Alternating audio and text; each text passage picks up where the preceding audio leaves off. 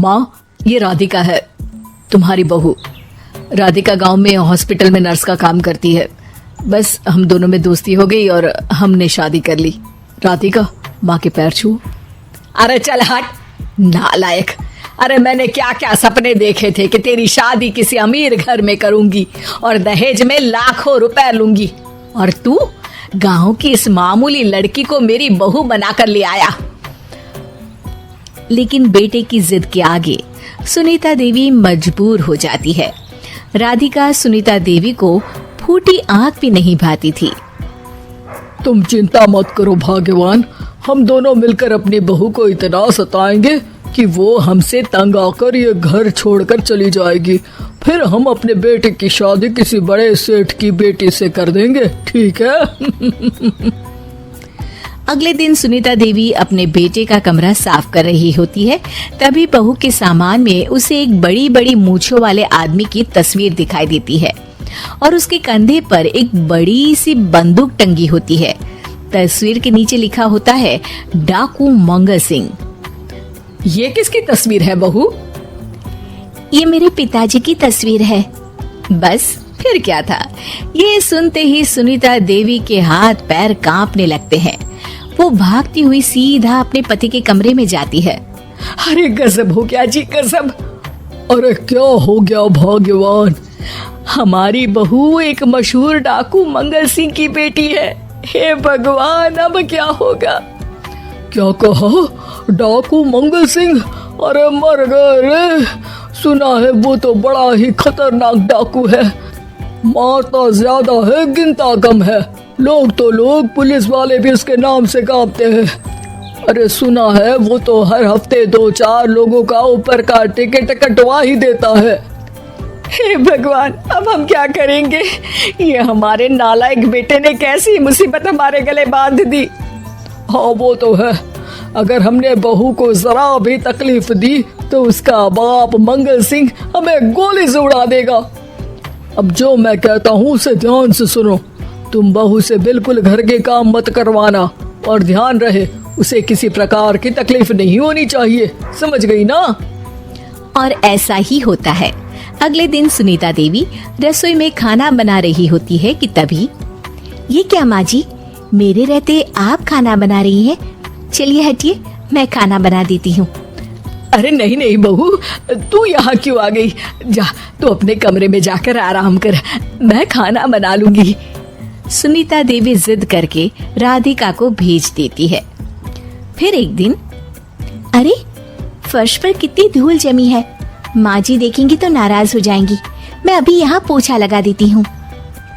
राधिका जैसे ही पोछा लगाने लगती है कि तभी उसके ससुर की नजर उस पर पड़ती है। बंसीलाल भागता हुआ वहाँ आता है। और नहीं नहीं बहू, तुम ये क्या गजब कर रही हो? बहू तो बेटी समान होती है और हम ना अपनी बेटियों से काम नहीं करवाते। तुम आराम से बैठकर YouTube पर किड लॉजिक चैनल की सास बहू की कहानियाँ देखो।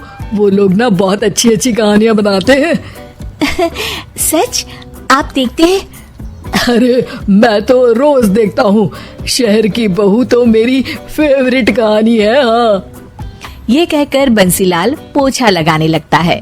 इस तरह राधिका के सास ससुर सारा दिन उसकी खुशामद में लगे रहते हैं और उसे किसी महारानी की तरह रखते थे। कैसा लगा बहू?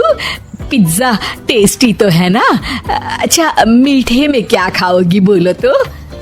माँ जी, मुझे तो काजू कतली बहुत पसंद है और उसके बाद एक गिलास लस्सी मिल जाए तो मजा आ जाएगा।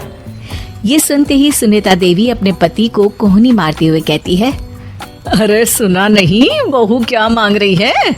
जल्दी से भागकर बाजार जाइए और सब खरीद कर ले आइए। हाँ हाँ भाग्यवान, अभी जाता हूँ। राधिका की तो 5 उंगलियां घी में थी।